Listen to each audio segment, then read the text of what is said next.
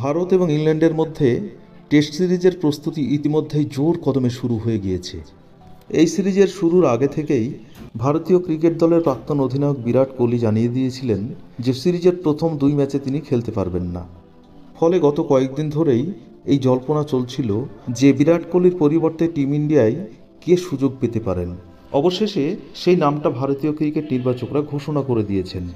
অনেকেই ভেবেছিলেন চেতেশ্বর পূজারা, রিঙ্কু সিং অথবা সরফরাজ খানকে হয়তো বিরাটের জায়গায় সুযোগ দেওয়া হবে, কিন্তু শেষ পর্যন্ত বিরাটের পরিবর্তে রজত পাতিদারকে সুযোগ দিয়েছে নির্বাচকরা। এই পরিস্থিতিতে সবথেকে বড় প্রশ্ন উঠতে শুরু করে, পাতিদারের থেকে আর কোনো ভালো বিকল্প ভারতীয় ক্রিকেট নির্বাচকদের হাতে কি ছিল না, যাকে এই দলের সুযোগ দেয়া যেত? কেন রজতকেই এই দলে জায়গা দেওয়া হলো? এই প্রশ্নের ইশারা কিন্তু পূজারাকে সামনে রেখেই করা হয়েছে। কারণ সম্প্রতি রঞ্জি ট্রফিতে পূজারা 243 রানের একটি বিধ্বংসী ইনিংস খেলেছিলেন। এরপর থেকে মনে করা হচ্ছিল যে তাকে ভারতীয় ক্রিকেট দলে সুযোগ দেওয়া হতে পারে, কিন্তু আবারও একবার পূজারাকে হতাশ হতে হলো। কোহলির পরিবর্তে রজত পাতিদারকে দলে নেওয়া হয়েছে। কে এই রজত পাতিদার? জন্ম 1 জুন 1993, জন্মস্থান ইন্দোর, মধ্যপ্রদেশ। যিনি ঘরোয়া ক্রিকেটে মধ্যপ্রদেশ ও আইপিএলে রয়্যাল চ্যালেঞ্জার্স বেঙ্গালুরুর হয়ে খেলেন। বর্তমানে রজত পাতিদার দুর্দান্ত ফর্মেও রয়েছেন।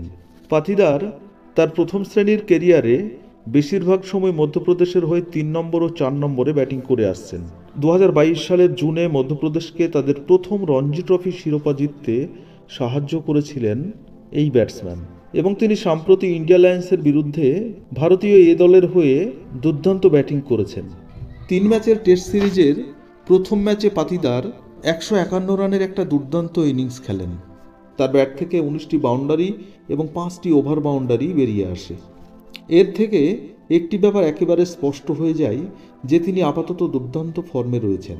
তাই হয়তো বর্তমানে ভারতীয় ক্রিকেট নির্বাচকরা তরুণ এই ক্রিকেটারের ওপর বেশি করে জোর দিয়েছেন, আর সে কারণেই পূজারার পরিবর্তে পাতিদারকে আগামী 2 টেস্টের জন্য ভারতীয় ক্রিকেট দলে সুযোগ দেওয়া হয়েছে।